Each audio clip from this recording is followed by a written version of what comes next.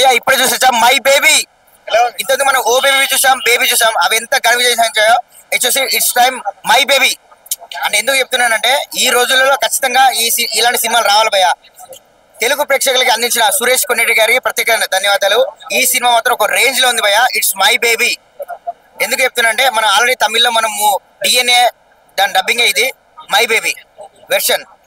అథర్వ నిమిష గారు అంటే వేరే యాక్టింగ్ చేశారు కంటే జీవించేసారు అనేది నిజంగా చెప్పొచ్చు. ఈ సినిమా ద్వారా ప్రతి ఒక్కరు కనెక్ట్ అవుతారు భయ్యా. బిగినింగ్ నుండి ఎండింగ్ వరకు ట్విస్టులు, అంటే ట్విస్టులు మీన్స్ సస్పెన్స్ కానీ ఆ కమర్షియల్ ఎలిమెంట్స్ కానీ చాలా బీజిఎం కూడా చాలా చక్కగా ఉంది.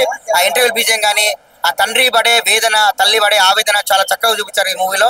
అండ్ చిన్నపిల్లలపై కిడ్నాపింగ్ కేసులు, మహిళలపై ఇట్లా చూస్తుంటాం కదా మనం, చాలా చక్కగా అంటే కళ్ళకు నిజంగా మన అంటే ఇంటి ముందు కానీ ఇంటి పక్కన ఫ్యామిలీ కానీ జరిగిందా, వాళ్ళ అబ్బాయి తప్పిపోయాడు అంటే ఎవరో దొంగిలించారు అంటే లైక్ కిడ్నాప్ గురయ్యాడు అని చాలా చక్కగా చూపించారు. సినిమా చూస్తున్నంత సేపు భయ్యా గూగుల్స్, ప్రతి ఒక్క సీన్ గూగుల్సే, అసలు మామూలుగా లేదు.